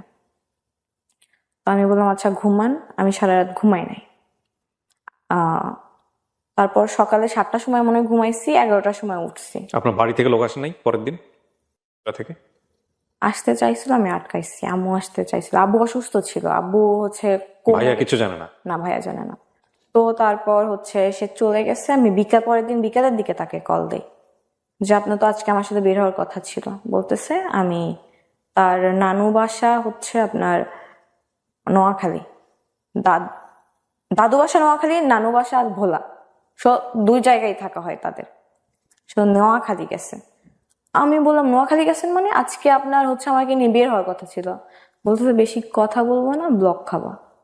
আবার হ্যাঁ, বিষয়টা আপনারা হয়তো অনেকেই রিলেট করতেছেন, তারপরেও বলি আপনারা, কারণ গল্পটা এই পার্টটা অনেক বড়। ওর লাইফের আরেকটা পার্টে, যেটা একটা ছেলেও কিন্তু ওর জন্য ওরকম ক্রেজি ছিল, যে ওর ফার্স্ট হাজবেন্ড ছিল।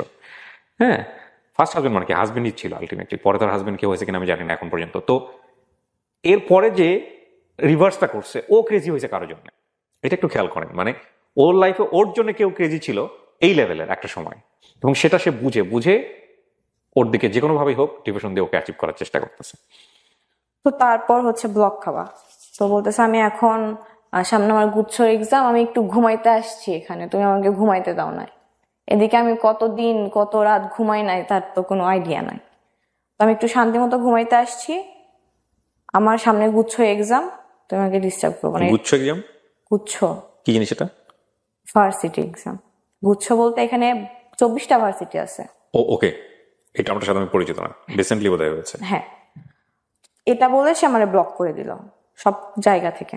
আমি 8 ঘন্টার মধ্যে এত ব্লক করতে কেন? কারণ আপনি খুব পোক করতে থাকে, জান কি করতেছো, জান কোন জায়গায়, জান এইটা, না, জান ওইটা বাথরুমে কিনা। কখনোই না। আমি তাহলে ব্লক কখনো কেন করতে পারবেন? কখনো তার থেকে কৈফিয়ত চাই নাই। কই বাইরে, আচ্ছা ঠিক আছে বাসায় যাবো, একটু কল দিয়েন। কখনো মানে- জানতে চাই না যে বাইরে কি করো তুমি। বাট সময় চাইতেন। হ্যাঁ, সময় চাইতাম। তো ব্লক করলো, আমি 8 ঘন্টার মধ্যে ডিসিশন নিলাম আমি নোয়াখালী যাব।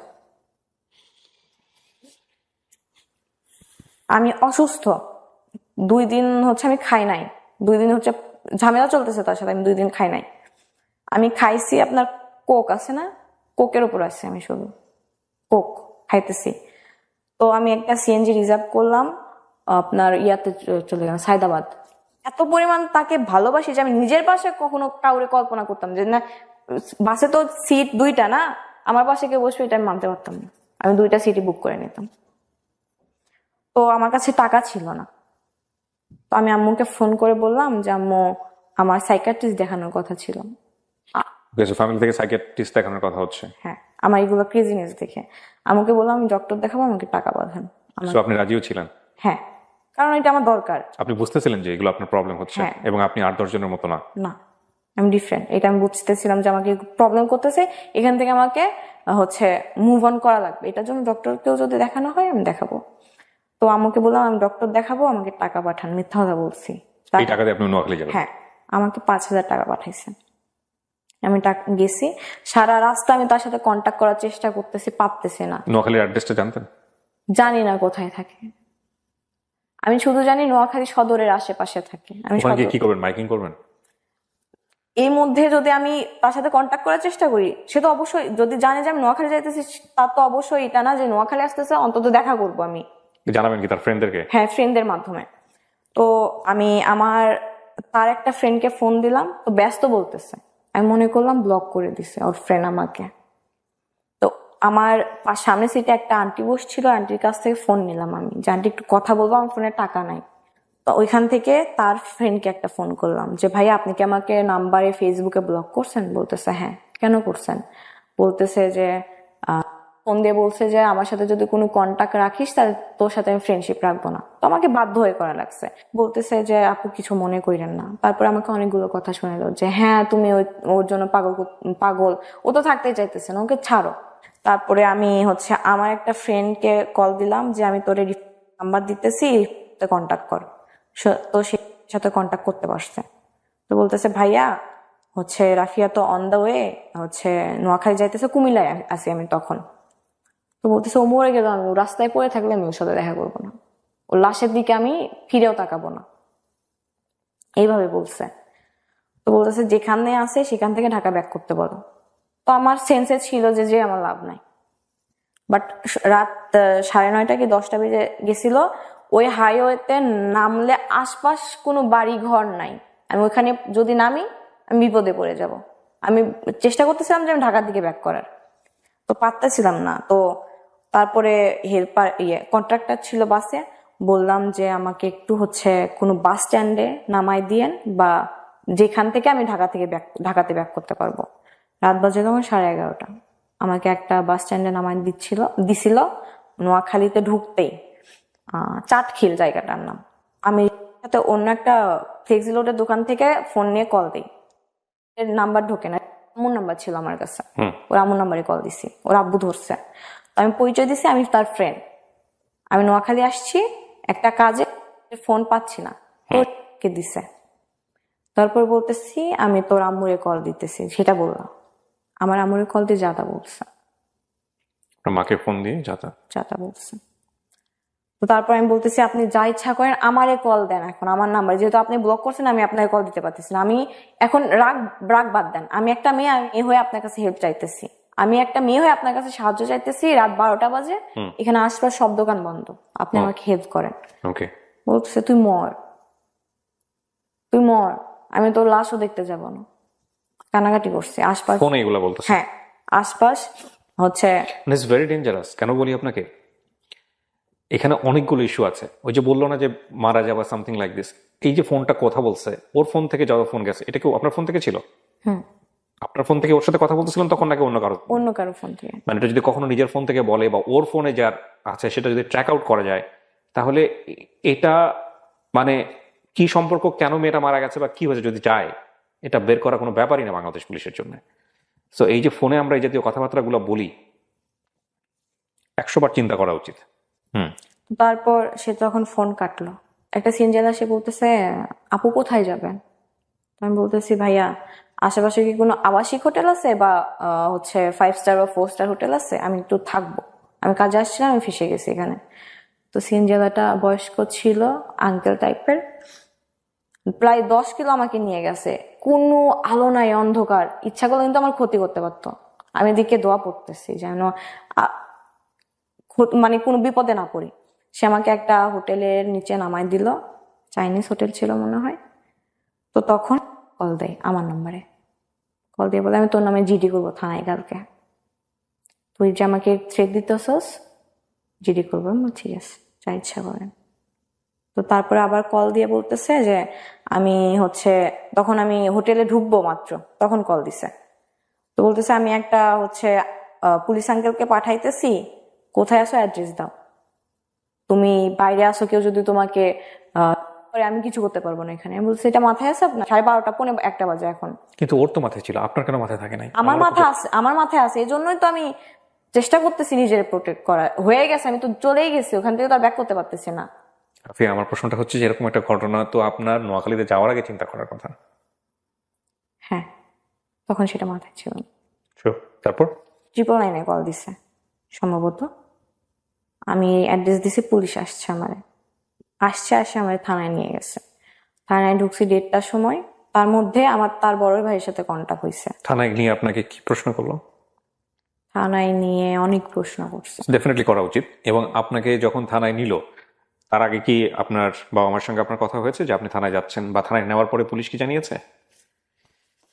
তো তার মাঝখানে আমার তার বড় ভাইয়ের সাথে কথা হয়েছে। তার বড় ভাই বাইরে থাকে, দেশের বাইরে। আমি তাকে ফোনে না পেয়ে তার বড় ভাইকে সবকিছু বলে দিই। হ্যাঁ, আমার দেয়ালে পিঠ থেকে গেছিল। কি বলবেন আপনি? অপরাধ তো তার না, আপনার কথা অনুসারে যদি আমরা যাই। হ্যাঁ, কারণ সে তো তার দিক থেকে ক্লিয়ার, দোষটা আমার, আমি বলতেছি। তো তার বড় ভাই আমাকে বলতো যে আগে তুমি থানা থেকে বের হয়ে ঢাকায় যাও, তারপর এই বিষয় নিয়ে কথা হবে। আগে তোমার মেইন পয়েন্টটা হইতেছে যে তুমি সেফলি আগে থানায় যাও, সেফলি আগে তুমি ঢাকায় পৌঁছাও। ভাইয়াটা খুব ভালো ছিল, বড় ভাইয়া সুন্দর করে কথা বলছে।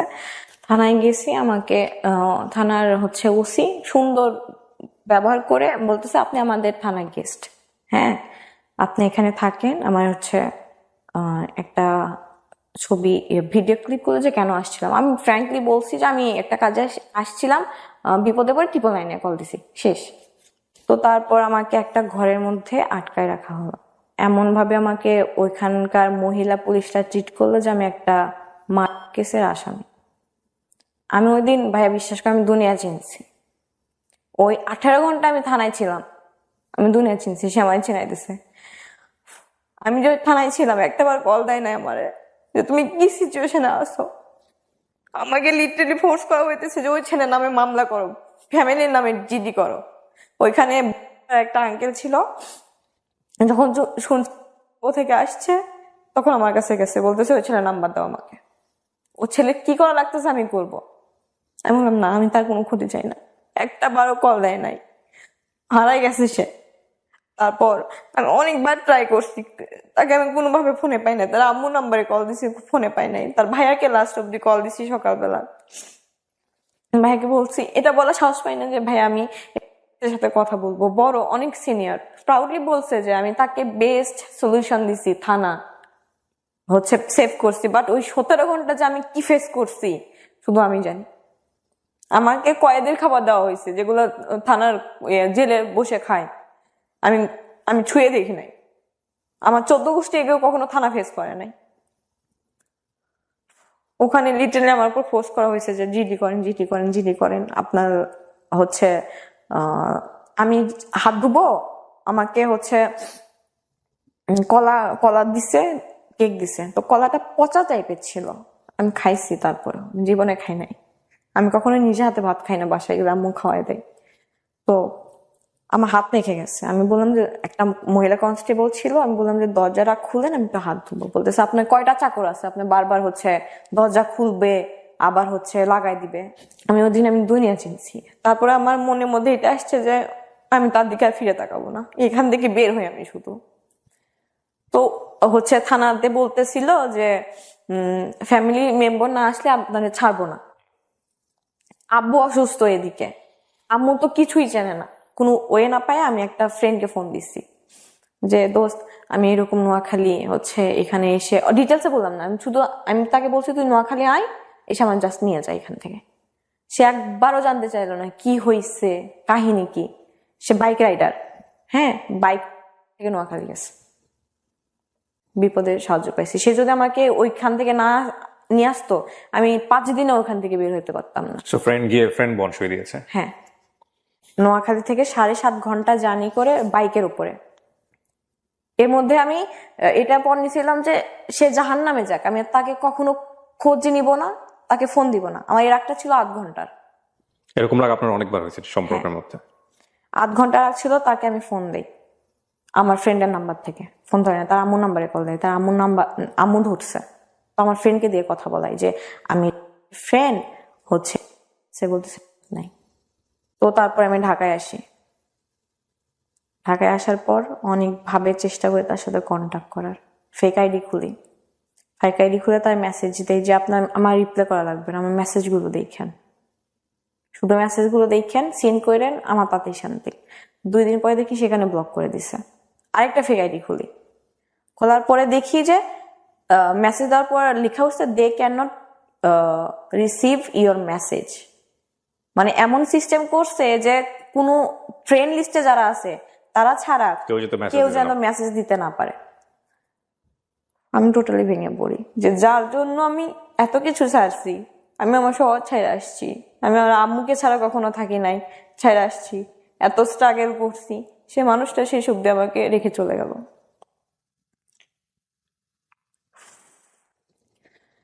ফ্রেন্ডদের নাম্বার থেকে ট্রাই করি, আমার যে রুমমেট এখন, তার ফোন থেকে ফোন করি।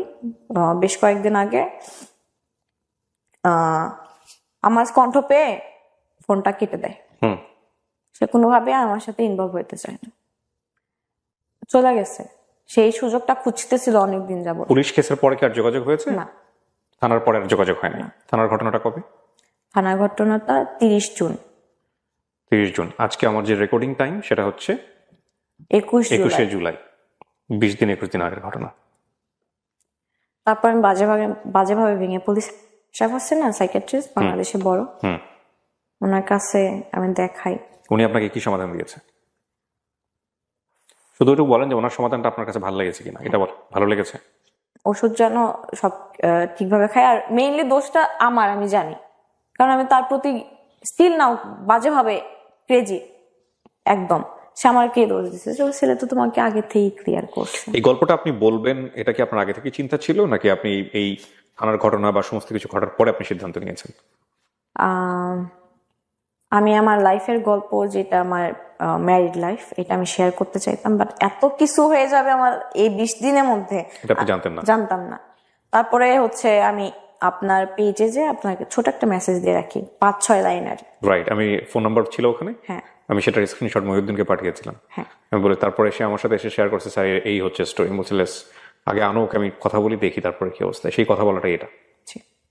আমার কথা বলাটা এরকম না যে আমি আপনার সঙ্গে বাইরে কথা বলবো তারপর হচ্ছে, আমার কথা বলা মানে হচ্ছে সব অন স্ক্রিন। সো ডেফিনেটলি আমি এখানে যতটুকু নিলাম অতটুকু আমি প্রচার করবো না, আমি হয়তো প্রেসাইজলি করবো, বাট এটা। সো আপনি যেখানে আসবেন এটা আপনার বাবা মা তো জানে।